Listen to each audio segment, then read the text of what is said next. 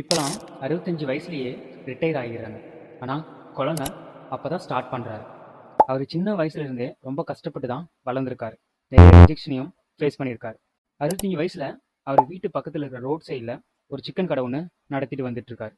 ஆனால் ஒரு நாள் புதுசாக ஹைவே வருதுன்னு சொல்லி அந்த கடையை காலி பண்ணிடுறாங்க. அவருக்கு என்ன பண்ணுறதுனே தெரியல.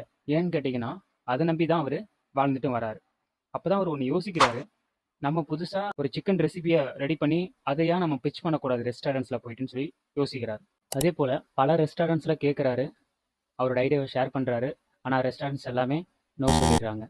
இதே மாதிரி 1009 ரெஸ்டாரண்ட்ஸும் அவரை ரிஜெக்ட் பண்ணிடுறாங்க.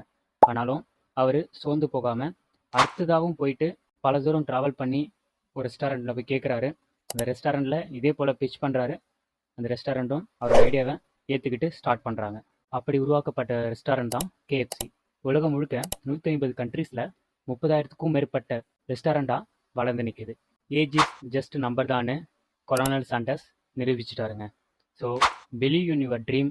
ஈவன் நீங்கள் 1000 பேரை சந்திச்சும் நோ சொல்லியிருக்கலாம். பட் 1001ஆவது ஆள் கண்டிப்பாக எஸ் சொல்லுவாங்க.